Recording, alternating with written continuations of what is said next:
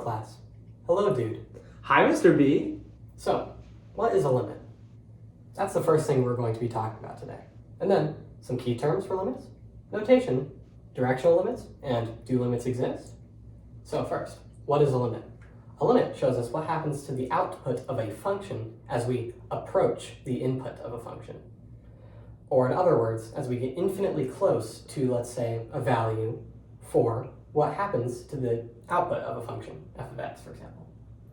Mr. B, what does that look like? You know, like on a graph? Well, dude, let's put on our thinking caps.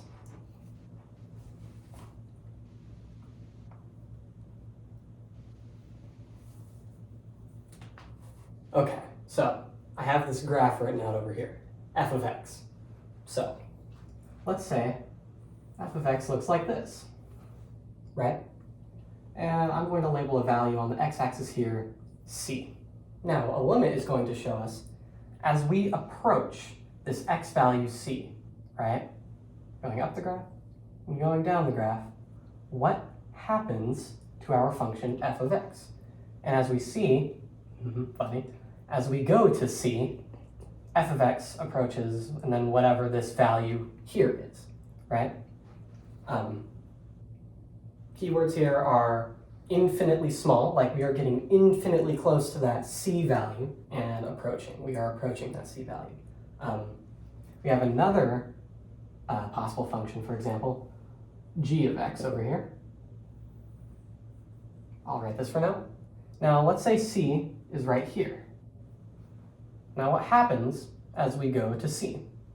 Well, this function has an arrow. It just goes on forever. It goes to infinity, for example, right? Now, let's talk about the notation of limits. Limits are written like this. The limit, and I'll use f of x here, for example, as x goes to or approaches c of f of x equals, and then something. That limit's going to equal something. Now, the key parts here are here and here. This shows what is the input doing? What is our x value doing? It's approaching c, denoted with this little arrow here. It is going to c. And this part here is just the label of our function, our output, f of x, right? And that limit is going to equal something most of the time, right? So with this, limits also have directions, kind of a weird thing to think about. With this same function here, the limit as x approaches c. Now remember, I drew these two arrows up here because with limits we're really like converging on an input value. We're going to it from both sides.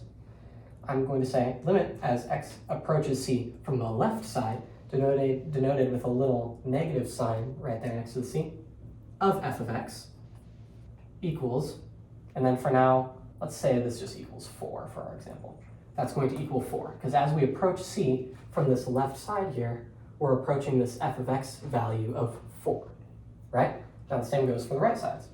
The limit as x approaches c from the right side, denoted with a little positive arrow there, also of f of x, is also going to equal 4. Because if we look, what happens to c as we, or f of x as we go to c from the right side, we are approaching 4, right? So we see that if these two limits equal, if the left limit equals the right limit, then this limit here, limit as x approaches c with no directional notation of f of x equals 4.